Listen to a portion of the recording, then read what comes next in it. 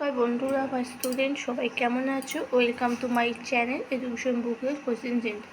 আজকে আমি তোমাদের নতুন চ্যাপ্টার পড়াবো শ্লোক। খুব সুন্দর সংস্কৃত শ্লোক করে গুরু বন্দনা। ওকে, চলো শুরু করছি। আমি তোমাদের এখানে 5টা শ্লোক আছে বইতে, ক্লাস 7-এ। আমি তোমাদের 2টো করে শ্লোক আজকে দিয়েছি, বেশি দিলাম না।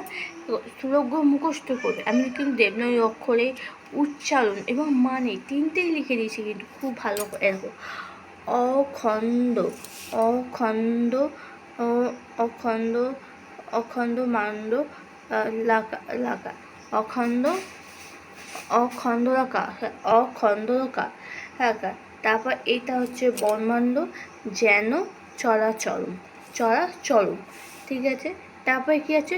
ততপদ দর্শিত দর্শিত যেন তস্মৈ শ্রী গুরু নমঃ।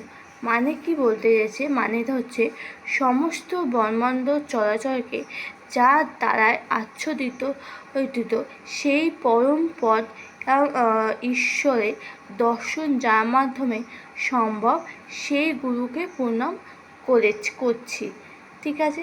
নেক্সট হচ্ছে অজ্ঞান তিমি রন্ধস্ব। তারপর হচ্ছে জানা জৈন সরা করায় চক্ষু উন মলিত যেন তস্ম শিরগুই নম। এই মানে হচ্ছে, আমি এই মানেটা আবার আমি ভেঙে ভেঙে লিখে দিয়েছি। আমি পুরো মানেটা একবার তোমাদের বলে দিচ্ছি। কি বলেছে? যে অজ্ঞান নন্ধকার রূপ অন্ধত্ব যা রয়েছে, এমনই অন্ধের চক্ষু যা যা জ্ঞানামৃত রূপে আলোক বক্তৃতার দ্বারা উন্নীত হয়ে, অর্থাৎ অজ্ঞান অন্ধকার দূরীভূত হয়, তা অদ্বৈত গুরুকে শ্রদ্ধা প্রণাম। ওকে, আমি তো তোমাদের পড়িয়ে দিলাম। তোমরা প্লিজ এটা খাতায় নোট ডাউন করবে, মুখস্থ করো। আমি কিন্তু আমি যেদিন তোমাদের একটু পরীক্ষা দেবো, আমি কিন্তু এরকমভাবে তোমাদের শ্লোক লিখতে দেবো, বা মানেতে লিখতে দেবো, বা উচ্চারণ লিখতে দেবো। তোমরা প্লিজ এটা মুখস্থ করো ভালোভাবে। আমি তোমাদের খুব সুন্দরভাবে কিন্তু লিখিয়ে দিচ্ছি।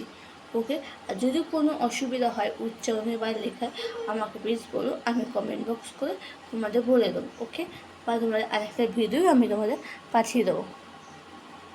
ওকে, এবার ভালো করে দেখে নাও, পজ করে তোমরা ঠিক করে লিখে নেবে কিন্তু, হ্যাঁ।